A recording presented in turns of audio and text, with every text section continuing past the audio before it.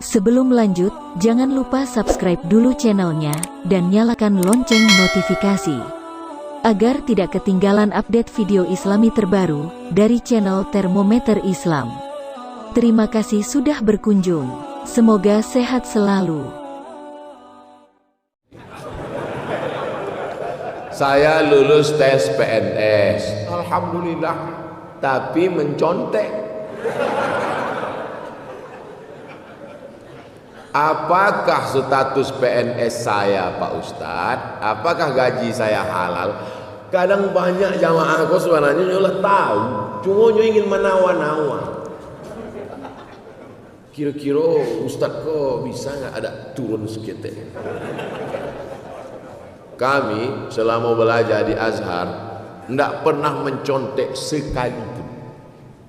Di Azhar kami tidak pernah mencontek sekalipun, tidak pernah mencontek. Hebat takwa Pak Ustaz. Takwa Ustaz, takwa kepada Allah Ta'ala. Sistemnya ketat. Di Al-Azhar itu masuk ke kelas hanya membawa pena cik. Tidak percaya tanya ke Ustaz cik. Hanya bawa pena. Jadi kawan ambo masuk lainnya ke ruangan kelas itu membawa pena cik. Sesudah itu tidak boleh bawa kertas. Dia gila kertas soal. Dia lagi kertas soal. Waktu nyoman cari kertas soal itu kan tak ingat awak jawabannya kan. 3 soal. Waktu langsung ditulisnya di belakang tuh supaya tak jangan lupa. Tulisnya jawaban. Sementara karate jawaban tiba. Jamaah mahasiswa rame. Jawabnya di belakang. Sesudah itu dibaca. Datang petugas mencari. Kok lah ada jawaban di belakang. Dicabut visanya setahun. Maka tuan bu mahasiswa baru disampaikan itu Abdul Somad, beko kalau masuk ruang ujian maka jangan tulis jawaban di belakang, jangan tulis di kertas, jangan tulis beko angka naik deportasi setahun. Jadi andalan awak apa? Menghafal mainnya. Kalau tidak lulus setahun beasiswa putui 25%. Indak lulus 2 tahun beasiswa kurang 50%. Indak lulus 3 tahun DO, indak dikasih tiket pulang, siap-siap membuat rakit dari Sungai Nil ke Sungai Siak. Jadi kami dididik untuk tidak mencontek. Al-Azhar, Quranan kami baca di Bukit Tinggi di Pekanbaru sama dengan Quran yang ada di Azhar. Hadis yang dibaca di Pekanbaru sama dengan Sahih Bukhari yang ada di Azhar. Apa bedanya? Sistem merubah perilaku orang. Orang yang jorok, kotor, tukang buang sampah, kalau dia tinggal di Singapura jadi pembersih enggak? Bersih. Buang putung rokok takut. Makan permen karet letak di bawah meja takut. Ada 2 yang diletak orang di bawah meja. Pertama permen karet, dan kedua tai hidung. Aku ingin meletak itu dia apa? Sistem. Waktu kami umroh transit di Singapura, siapa yang bawa rokok? Kata orang terapel, keluarkan, campakkan. Karena nanti di Singapura akan dituntut $100 cek bungkui. Orang takut deh sistem. Kenapa bisa mencontek? Sistem. Siapa yang bisa merubah sistem mencontek ini? Pemimpin. Soal-soal itu. Soal itu mesti begitu. Kalau jarak dari Masjidil Haram ke Masjidil Aqsa 1.500 km, kecepatan cahaya 1 detik 300.000 km, berapa detikkah diperlukan untuk Isra dan Mi'raj? Bergizi soal CPNS kan? Ambil dulu CPNS enggak itu soalnya. Si A dengan si B, Tono, Tony dan Tini menjaga warnet. Tony menjaga di waktu pagi, Tini menjaga di waktu malam. Mereka tidak bisa bekerja sama karena pernah pacaran. Jam-jam berapa saja mereka bisa kerja sama? Tidak mendidik. Ambo Ustaz tidak bisa merubah itu. Tapi kalau ambo jadi pemimpin, soalnya bisa dirubah, sistemnya bisa dirubah. Nah sekarang sudah kadung lulus gara-gara mencontek ini. Bagaimana hukumnya ini Pak Ustaz? Ambo ingin menjawabnya tidak sampai diam. Tapi mesti ambo katakan, mesti ambo jawab. La'ana Rasulullah sallallahu alaihi wasallam ar-rashi wal murtashi. orang yang menyogok, orang yang menerima sogok, melaknat Rasulullah sallallahu alaihi wasallam.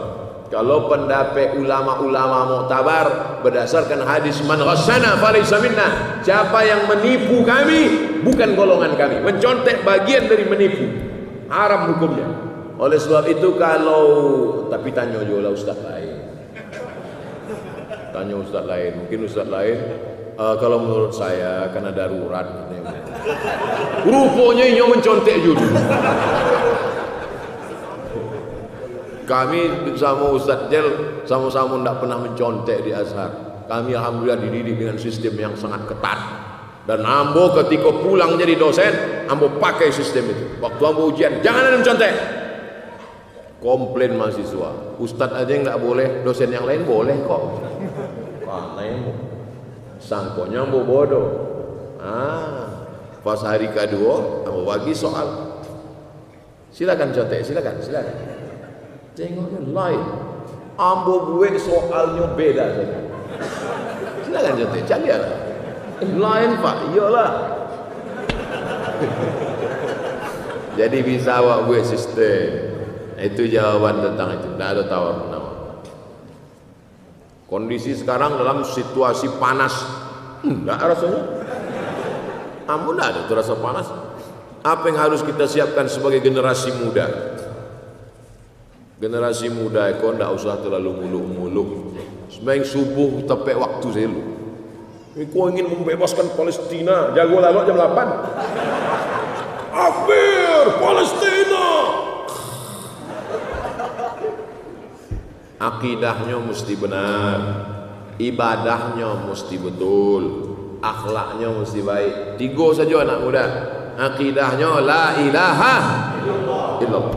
Jangan syirik, yang rusak akidah.